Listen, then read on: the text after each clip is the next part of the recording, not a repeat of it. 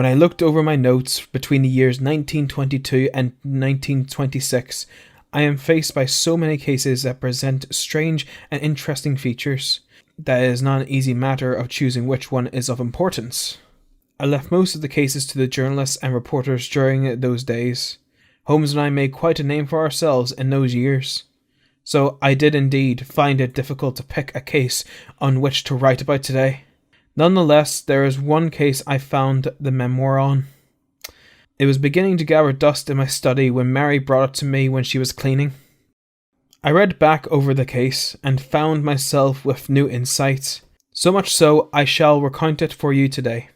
This case was so remarkable in its detail, yet so startling in its results, where there are points in connection with it which have and will probably never be entirely cleared up. It was the year 1925. It was a rainy Friday night. Mary had gone to visit her mother for a long weekend, so once again I find myself in my old quarters at Baker Street, smoking a Moorish cigar and drinking a glass of brandy with my old friend. That is how I was able to deduce that the man had a trapped nerve in his neck, Watson. The stab wounds he had inflicted were in fact conflicting with a strong hand move. The trapped nerve caused an involuntary twitch which left the stab wounds scattered across the body. Naturally, the only man with a twitch that we saw was Mr. Collins, the Lord Bradford's butler. Huh. I never noticed a twitch. You wouldn't, Watson. You are a man of great social skills. You look at someone in the eye when you speak to them. I look at the finer details. His left arm, for example. His fingers would never sit still. But he was right-handed. Quite. His right hand he had clenched in a fist. One may deduce it was internalized rage. However, his right hand was more susceptible to these twitches which he was trying to hide. Hence, why his left hand was compensating, and thus more noticeable. Well, Holmes, I'll take your word for it. Wise choice, my friend. Care for a top-up of brandy? No. I don't think I could. Nonsense. Married life has its firm grip in you, my friend. Mary is away for the weekend. And I've had Mrs. Hudson prepare your old lodgings for you. It's barely Saturday. Go on, then. Sherlock. That was a doorbell. Are you expecting guests?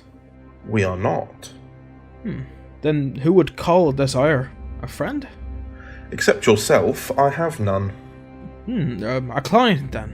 Quite so. This must be serious.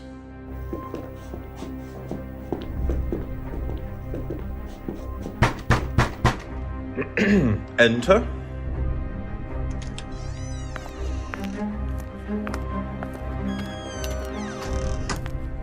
Apologies, I was not aware you had guests. Not at all. This is my trusted friend and colleague, Dr. John Watson. It's good to meet you, Mr. John Openshaw. Mr. Holmes, I trust you will forgive me for the rain I have brought in.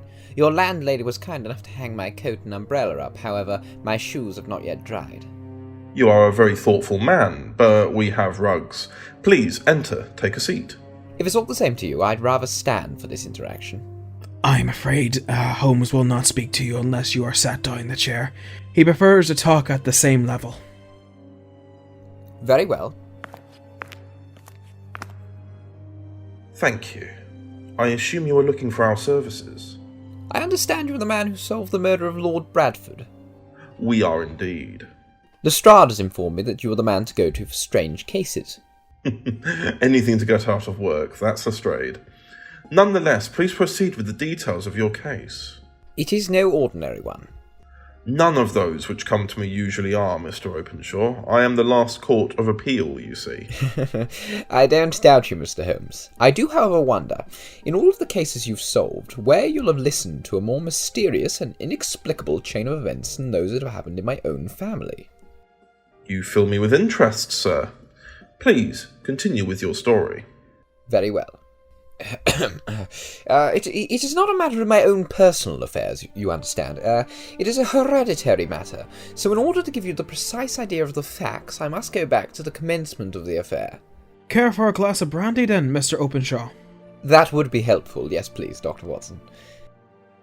My grandfather has two sons, my uncle Elias and my father Joseph.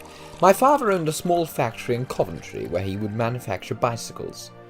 Here you go, sir. Thank you, Dr. Watson. My father was a patentee of the Openshaw unbreakable tyre. He passed this secret down to my father. My father's business met with so much success that he was able to sell the business for a handsome sum. My uncle, Elias, he emigrated to America when he was a young man and became a planter in Florida. He had reported to have done very well there. However, for an unknown reason, he joined the Allied American forces to fight in the Great War. He rose to become a colonel. A fine achievement. Quite. When the war ended, he returned to England and bought a small estate in Sussex, near Horsham.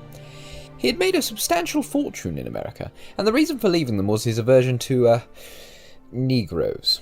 People of colour, you mean to say? Oh, yes, forgive me. It was also his dislike of the Republican Party and their policy in extending the franchise to them. He was a singular man, you must understand. Fierce, quick-tempered, and very foul-mouthed when angry. May I have a top-up of brandy, please? Of course. Go on. Well, during all those years that he lived in Horsham, I doubt he ever stepped foot in the town. He had a garden with 2 or 3 fields around this house, and there is where he would go to exercise or to walk, although very often for weeks on end he would never leave his room. He drank a great deal and smoked very heavily. He never saw eye to eye with any society, and never wanted any friends. He didn't want to hear from his own father, nor his brother. I must say that is very odd behaviour. That is not even the last of it, Mr. Holmes. After he'd been in England for just under a year, he didn't mind me. He practically begged my parents for me to live with him. We would play games like backgammon and draughts, and when I got older I was made his representative with the servants and the tradespeople. I was practically master of the house by age 16. I had everything in order, and had free rein over the house, providing I did not disturb him. Quite the chance you've been given, although I sense all of this build-up has something more sinister at work. He had a single room, a lumber room among the attics, which was always locked. He would never allow anyone to enter. Please continue. Naturally, as a boy, I became curious, and I would peep through the keyhole. But I was never able to see anything more than a collection of old trunks and bundles. But have you since been able to access this room? Well, in March 1924, a letter with a foreign stamp arrived. He seemed rather disgruntled by this, but nonetheless opened the letter, and 5 orange pips dropped out. They fell onto his breakfast plate, and I chuckled slightly, amused by this, of course. However, I soon realised that this was no laughing matter. My uncle looked horrified as he held the envelope. What was in this envelope? Nothing. Only those orange pips. But he shouted out KKK, followed by my God, my sins have overtaken me. When I tried to press him on the matter, he would only state that death had come for him. He fled upstairs, and I followed quietly. I found him with a rusty old key outside of his secret room, mumbling something about checkmating those who wished him harm. He threw most of his belongings inside and set the room alight. Goodness, why? He wouldn't answer. The firemen were not able to recover anything from that room either. Within days, he had his will sorted and left everything to me. So why is he not here? The letter arrived on March 10th, Mr. Holmes. My uncle died 7 weeks later, on the night of May 2nd. Murdered? Suicide, the police have said. He went on a drunken night out, which ended up with his body being discovered in a little green-scummed pool. Intriguing, very intriguing. What of your estate? You are still a young man, early 20s. Yes, Mr. Holmes, I have taken over the estate with assistance from my father. Will you take the case? I shall, Mr. Openshaw. Please allow 2 days for our arrival, though I suspect we shall arrive sooner than you think. Very well. Thank you, Mr. Holmes. I shall prepare our lodging for your stay. Thank you kindly.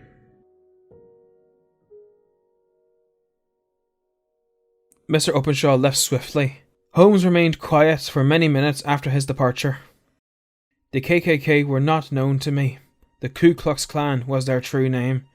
Fascist until the end, despicable. When I pressed Holmes for an answer, he finally spoke up, saying he would turn in for the night. He wished me a good night and retired. I sat in my old armchair at the fire before drifting off into a comfortable sleep. The next morning, we were taking the train down to Horsham. Holmes had only made brief conversation, the small details. As he pulled into Horsham train station, did he finally speak up. Thrilling case, isn't it? Sorry, what? The case, Watson. The Ku Klux Klan, here, in London. Thrilling. I would disagree there, Holmes. Fundamentally disagree with their methods. Why, yes, of course.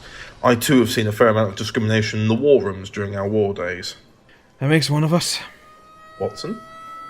There was no discrimination on the battlefield. We were equals in the fight. Quite, of course. Now, here is our cab. Come along, Watson.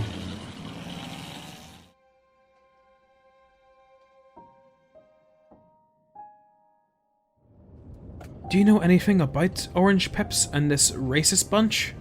I'm afraid not, Watson. That's partially why the case intrigues me. And the other? We are taking on a force that cannot be stopped, Watson. There will always be those who fear others for their appearance, and that's a fascinating quality of the human being. I wouldn't call it fascinating nor a quality, Holmes.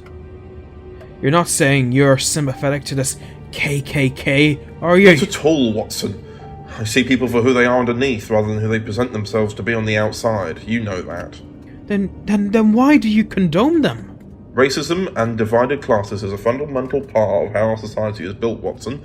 I may not agree with it, but that is a fact of life. You're wrong, Sherlock. Do continue, Watson. Like I said outside the train station, there was no discrimination on the battlefield. My platoon were brothers. No matter the culture. Anyone could die at any moment, and some did. So Sherlock, please, don't tell me I have to accept that barbaric racism in our culture after going through all that. I am not unaware of your comradeship in the field of battle, Watson. Unfortunately for you, we are not on that same battlefield. We are in England during peacetime. Nobody will learn from their mistaken judgments until there are consequences. Well, you know my stance on that. Indeed I do. It was obvious that this case was going to strain Holmes and I's views on the subject. We made some small talk on our way to the Horsham property. We were greeted by John Openshaw's father, where he led us up to the attic. John was waiting up the stairs for us. Thank you for getting here so swiftly, gentlemen. This case has thoroughly intrigued me, Mr. Openshaw. This is your uncle's secret room? It is. Everything thoroughly burned out. Everything except the brass box, merely scored by the flame. Indeed, Mr. Holmes. Do you have the key for the lock? The key won't be of any use now, Watson. The heat will have burned and changed the shape of the lock. Quite right, Holmes. Allow me, Mr. Holmes. A handy thud with a crowbar should be enough. Very good, Mr. Openshaw. If I may, I could assist you in opening the brass box. The brass has, as you can see, been partially fused together. No need, I can do it. I helped John Openshaw open the box. Holmes ended up assisting us in the end. Nonetheless, we were able to get the box opened. On the side of the box was a paper label, with scorch marks surrounding it. However, when Holmes examined it, the letters KKK were written. What followed beneath were letters, memoranda, receipts, and a register. I assume this indicates which papers have been destroyed by your uncle, Colonel Openshaw. What of the other papers in the box, Holmes? From an initial examination, they are of no other importance. Agreed. These are my uncle's memoirs from his time in America. Could be related to the KKK. That would involve a lot of research. Which we should be taking. These memoirs are also reflective of his time during the war. Anything of note? Only that he had done his duty and borne the repute of a brave soldier. Then, let's try another book. Well, Holmes? This memoir refers to his time in the southern states of America, mostly concerned with politics of the time. Let me see. It's nothing of concern, Watson. In that case, let me see. You see? I think you missed a vital piece of evidence, Holmes. Pray tell. He is evidently taking a strong part in the opposition of politicians being sent down from the North States. Haven't the different states always had a mild rivalry since the Civil War? That is correct. My uncle was a man of tradition. He did not let things slide. Yet, he was English. What part did he have to play in all this? It runs deeper than the state feud, naturally. His deep hatred of those different from him must fuel his anger. But who would kill him for it? From your initial story, it implies the Ku Klux Klan. But even if he was part of them, he does not fall into their usual targets. Unless he left them when he joined the war. All of us thought about this for a short moment. That moment was short-lived, however, when a large scream echoed from the house below. We all rushed downstairs. We arrived in the dining room to find Mr. Openshaw with an opened envelope and 5 dried orange pips on an empty dinner plate. He was stood in shock. Holmes and I knew what this meant. We knew to take action. Mr. Openshaw immediately spoke up. KKK. Then this case has taken a considerable turn. We must monitor what happens next. I would ask that you both leave. Excuse me? This has just become a family matter. Don't you think you're being very improper, Mr. Openshaw? My father has received a death threat, Dr. Watson. Please allow us some time to... We cannot allow that. We know what happened to the Colonel. This cannot be allowed to continue again. Mr. Holmes, do not assume what is best for my family. You brought us into this investigation, Mr. Openshaw. I do not simply leave a case cold. I see. Then the case is closed. Not to me. Be that way if you must, but I am no longer your client. I will pay you for your time today and your journey, but I wish for you both to leave. It was difficult to argue with a man as stressed as he. Disgruntled, Holmes and I returned to our cab and was on the train back within the hour. Holmes hated when a case was closed for him. He took it as a great disservice to his abilities.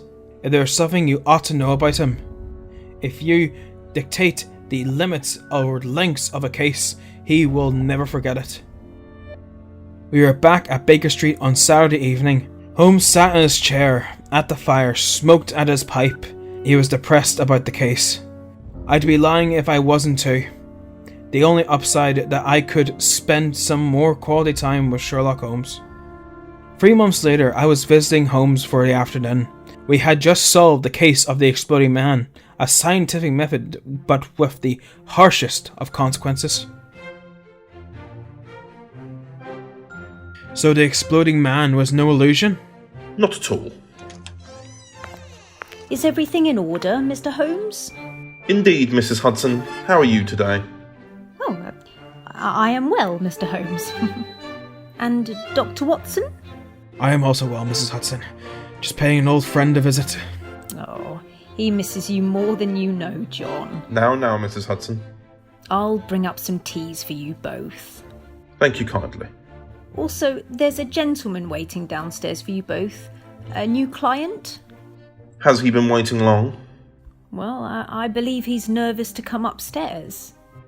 Perhaps we should go to him. Nonsense, Watson. We have our third chair for a reason. Mrs. Hudson, please send him up. Very good, Mr. Holmes. A new client, Sherlock. This'll get you out of that Openshaw rut. Don't remind me, Watson. You won't let things go, Holmes. There was another case of the orange pips, Watson. John Openshaw's own father. But we cannot impose ourselves like this. Very well, Watson. You are correct. Mr. Holmes, Dr. Watson. I'll be. Mr. Openshaw, you have returned. With an apology, I hope. Holmes! Do not worry, Dr. Watson. I do indeed come with an apology. And more to add to the story. Please take a seat. Would you like me to start the story from the beginning? No need. Much to your dislike, I have been continuing to review this case in my spare time. Please continue from after we left. Very well. When I returned to my father's side, he inquired about the letters on the page. I assumed it was the same letters as on my uncle's. However, this time it said, "Put the papers on the sundial." The sender was aware we had a sundial. He knew our estate. My father was having none of this, of course, and chose to ignore the whole matter. Quite unwise, considering. Yes, I believe he was too frightened to face what my uncle had. He named this a practical joke. I did offer to call you both back, but his pride was too important. The worry of being laughed out of society by the police officers in the community was too much to handle. You could have overruled him. It was in vain to argue with my father, as he was a very obstinate man. I had to remain silent, despite my emotional feelings on the subject. However, 3 days after the letter had arrived, my father went to visit a friend of my uncle's, Major Freebody, who is in command of one of the forts upon Portsdown Hill. Did that time away do you some good? Well, I was glad that he went. It seemed to me that he was further away from danger. I sense that was not the case. I was invited by Major Freebody to join him at the forts immediately. When I arrived, he explained that my father's body had been found in one of the deep chalk pits in the fort grounds. Had he fallen in? Almost certainly. But his skull was shattered. A perfectly timed strike. How soon after your father's absence had this occurred? 2 days. And what did the police say? It appeared he'd been returning from Fareham in the twilight. He was in darkness and the chalk pits were unfenced. The police had no hesitation in bringing the verdict of death from accidental causes. But you knew this was far more than an accident. Of course. I remembered our discussion from my last visit here. I carefully examined every fact connected to his death, but I was unable to find anything which could suggest the idea of murder. There were no signs of violence, no footmarks, no robbery, no record of strangers having been sighted in the road. Yet, I don't need to say that my mind was far from ease. My father and my uncle were murdered, Mr. Holmes. That I have no doubt. This was a foul plot. It had been woven around my father. Why not disband your inheritance from your uncle? The mere fact that your father has also died, surely you would want to get away. I was, and still am to an extent, convinced that my family's troubles were in some way dependent upon the incident in my uncle's life, and that the danger would be as pressing in one house as in another. Why did you wait so long to return to us? If your story is correct, then all of this took place in under a week. I tried to grieve, Dr. Watson. I was beginning to be happy again, even hoping the curse had moved on, but I took comfort too soon. Yesterday morning I received a letter. 5 orange pips. The very same. This is the envelope. However, the postmark is in London, Eastern Division. Within are the very words which were upon my father's last message. KKK? Precisely, including the statement, "Put the papers on the sundial." So what did you do? Nothing. Nothing? To tell the truth, I am helpless, Mr. Holmes. I feel like one of those poor rabbits when the snake is writhing towards it. I seem to be in the grasp of something relentless, inexorable evil, which no foresight... Enough! Holmes? I said enough, Mr. Openshaw. What? You will not get the pity vote from me. You removed us from your service and left it 3 months before asking for our assistance again. Holmes, the man received a death threat. Yet he does not act. I don't know what I can do. You must act, Mr. Openshaw, or you are lost. The same as your family. Nothing but energy can save you. This is no time for despair. I have seen the police. And the same cycle continues, yes? Yes, they listened to my story with a smile. I'm convinced that the inspector has formed the opinion that the letters are practical jokes and that the deaths of my family were truly accidents. Lestrade would. He would take what his fellow officers say at face value. But why did you wait so long? I truly do not know. Mrs. Hudson noted that you were loitering about downstairs. I felt great shame. I acted emotionally the last time I saw you both. Do you have any further evidence, or is this letter all you have? Only one thing. I found this in the burned-out remains of my uncle's attic. A small, unburned margin of a piece of paper, blue in colour. I see. It was near the door of my uncle's room. I am inclined to believe that the wind rush from the flames carried it to near safety. Beyond the mention of pips, I do not see that it helps us much. I think that it's a page from my uncle's private diary. What makes you say that? The writing is undoubtedly his. Allow me to examine this under a lamp. This has been torn from a piece of a book. It is headed March 1916, and beneath it there are some more letters. Yes, I see. 4th. Hudson came, same old platform. Seems to be a set of dates with events. Another one reads, 7th, set the pips on Macaulay, Paramore, and John Swain of St. Augustine. 9th, Macaulay cleared. 10th, John Swain cleared. And this one, 12th, visited Paramore, all well. What could this mean? The pips were mentioned. It is used as a warning for the receiver of the letters. A death warning. It would appear so.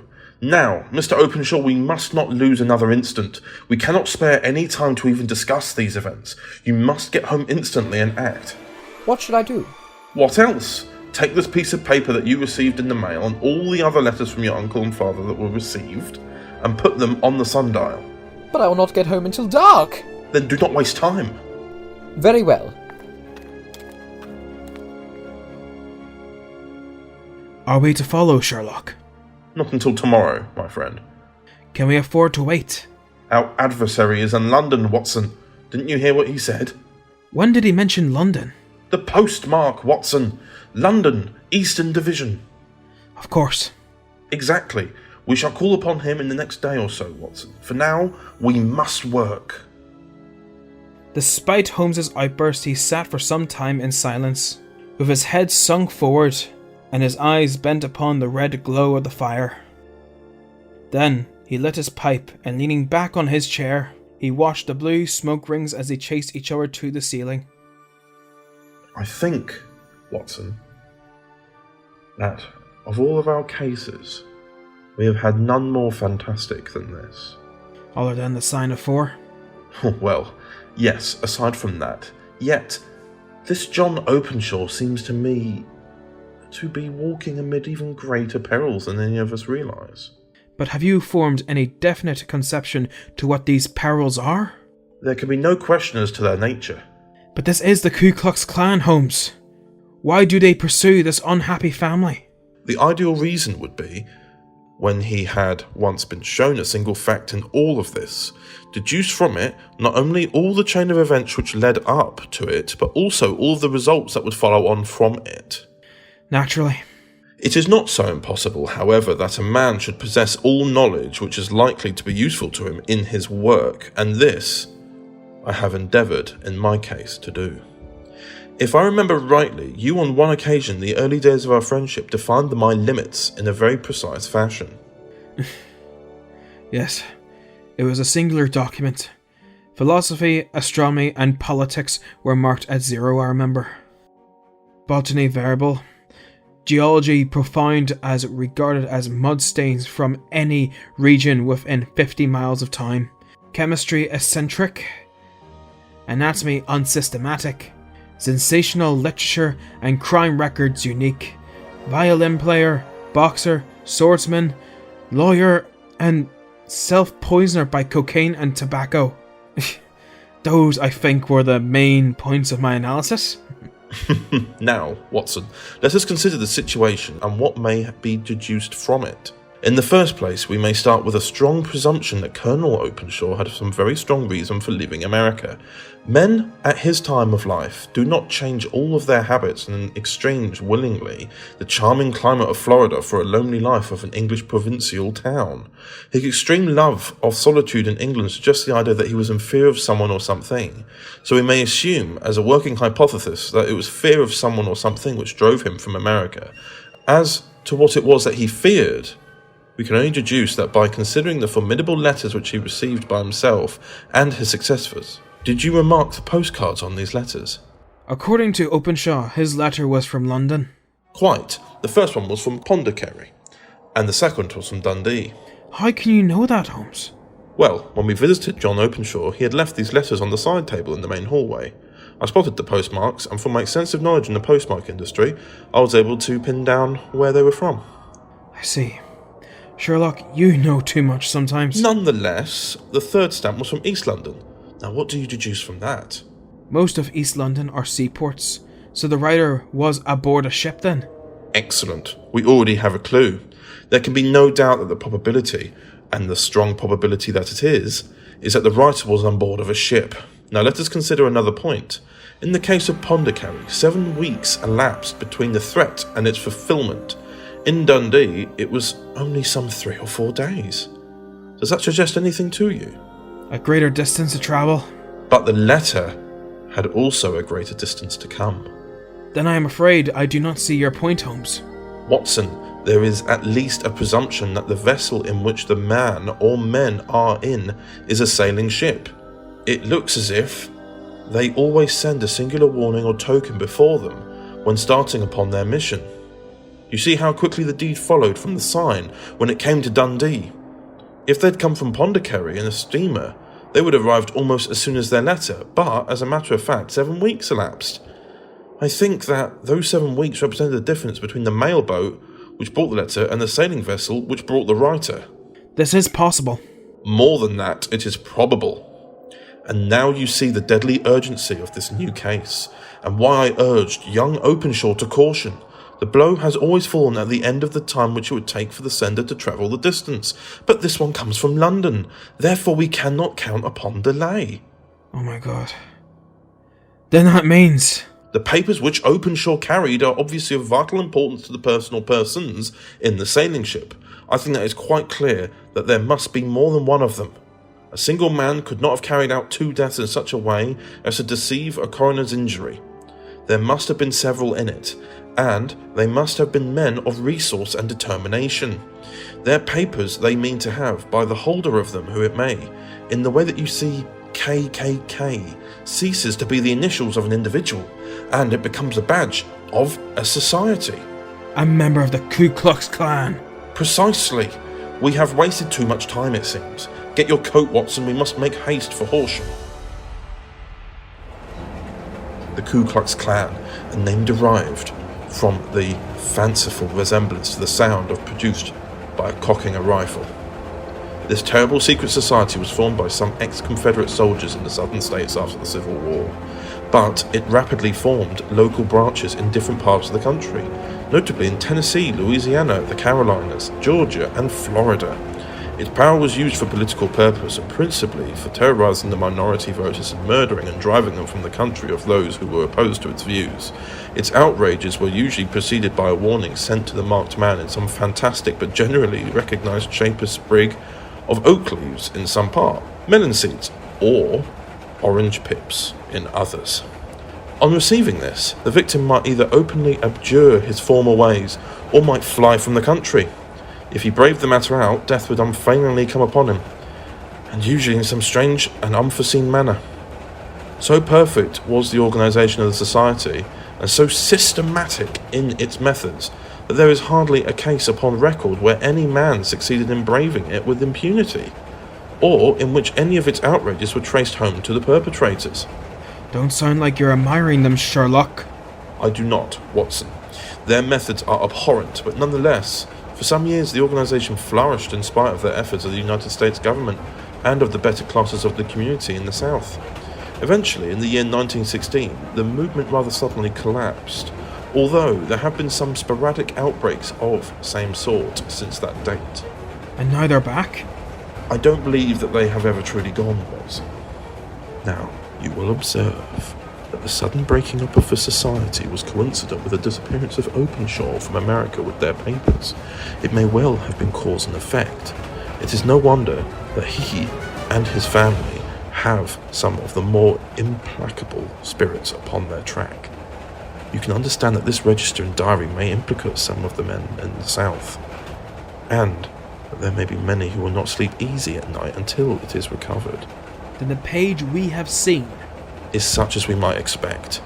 It ran, if I remember right, sent the pips to A, B, and C.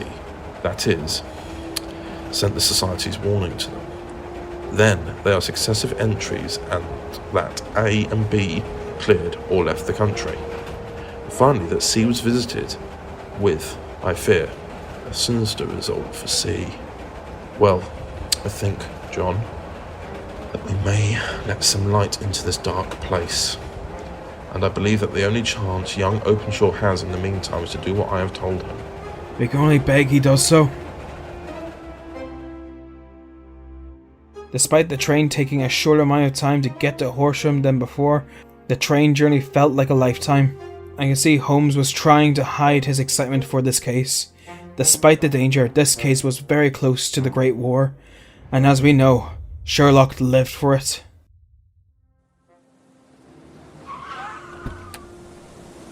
The police are already here, Watson. I fear we may be too late, Holmes. Mr. Holmes! Dr. Watson! What brings you to Horsham? Working a case for Mr. Openshaw. Ah, I see. Lestrade, what happened here? Man of the house found dead in his back garden. How long ago? We were called in about half an hour ago, although I feel the body has been here for much longer. We only saw him tonight. Lestrade, may we see the body? Very well.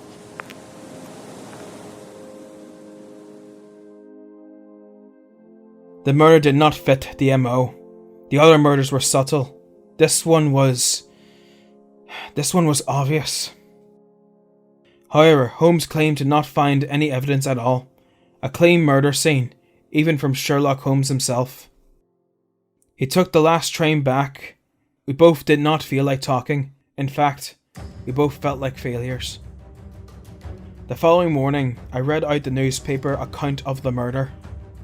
Between 9 and 10 last night, Police Constable Cook of the H Division, on duty near Openshaw Estate, heard a cry for help in the darkness. The night, however, was extremely dark and stormy, so that, in spite of help of several passerbys, it was quite impossible to effect a rescue. The alarm, however, was given, and the body was eventually recovered. It proved to be that of a young gentleman whose name, as it appears from an envelope which was found in his pocket, was John Openshaw. It was conjectured that he was running in the rain to his house, but slipped and hit his head. The body exhibited no traces of violence, and there can be no doubt that the deceased had been a victim of an unfortunate accident, which should have the effect of calling the attention of the authorities to the condition of the stone slabs within the estate. Upon reading the article, Holmes and I sat in silence for some minutes. Holmes more depressed and shaken than I have ever seen him. That hurts my pride, Watson. This is a petty feeling, no doubt, but it hurts my pride. It becomes a personal matter with me now. And if God sends me health and I shall set my hand upon this gang, that he should come to me for the help, or that I should send him away to his death. They must be cunning. How could they have decoyed him down there? Well, Watson, we shall see who will win in the long run, and I'm going now. To the police? No, I shall be my own police. When I have spun the web that they may take the flies, but not before. All day I was engaged in my professional work, but after finishing for the day, I thought about Holmes again. He took this case very personally. When I returned to Baker Street, Sherlock Holmes had not come back yet. It was nearly 10 o'clock before he entered, looking pale and worn. He walked up to the sideboard, and tearing a piece from the loaf he devoured ferociously, washing it down with a long gulp of water. You are hungry. Starving, Watson. It has escaped my memory. I have had nothing since breakfast. Nothing at all? I had no time to think of it. Oh, my friend. I do wish you'd look after yourself. I'm grateful for your concern, Watson. So, how have you succeeded? Quite well. You have a clue then? I have them in the hollow of my hand. Young Openshaw shall not long remain unavenged. Why, Watson, let us put our own devilish trademark upon them. It is well thought of. What do you mean? Holmes smirked to himself and took an orange from the cupboard, and tearing it to pieces and squeezed out the pips upon the table. Of these he took 5 and thrust them into an envelope. On the inside of the flap he wrote SH for JC, then sealed it and addressed it to Captain James Colquhoun, Barque, Lone Star, Savannah, Georgia. I will wait until he enters the port. It may give him a sleepless night. He will find it as sure as his precursor of his fate, as Openshaw did before him. And who is Captain Colquhoun then? The leader of the gang. I shall have the others, but he first. How did you trace him, Holmes? As you can see from this piece of paper, Watson, I spent the whole day over Lloyd's registers and files of the old papers, following the future career of every vessel which touched Pondicherry in January and February of 1924. There were 36 ships of fair tonnage which were reported there during those months. Of these, one, the Lone Star, instantly attracted my attention, although it was reported to have been cleared from London. The name is that which is given to one of the states in the Union. Texas, I think. I was not, and I'm not still sure which, but I knew that that ship must have an American origin. What then? So I searched the Dundee records, where I found that the barrack, Lone Star, was there in January 1925. My suspicion became a certainty. I then inquired as to the vessels which lay at present in the port of London. Yes. Well, the Lone Star had arrived here last week. I went down to the Albert Dock and found that she had been taken down the river by early tide this morning, homeward bound to Savannah. I wired to Gravesend and learned that she had passed some time ago, and as the wind is easterly, I have no doubt that she is now past the Goodwins, and not very far from the Isle of Wight. What will you do, Holmes? Oh, my dear Watson, I have my hand upon him. He and the two mates are, as I learn, the only native-born Americans in the ship. The others are Finns and Germans. I know, also, that they were all three away from the ship last night. I had it from the stevedore, who has been loading their cargo. But by the time that their sailing ship reaches Savannah, the mailboat will have carried this letter, and the cable will have informed the police of Savannah that these three gentlemen are badly wanted here upon a charge of murder.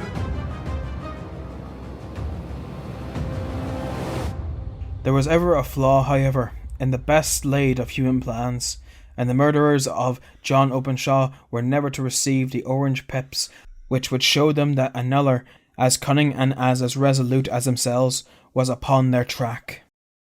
Very long and very severe were the equinoctial gales that year. We waited long for the news of the Lone Star of Savannah, but none ever reached us. We did at last hear, somewhere far out in the Atlantic, a shattered stern post of a boat was seen, swinging in the trough of a wave, with the letters L.S. carved upon it, and that is all which we shall ever know of the fate of the Lone Star.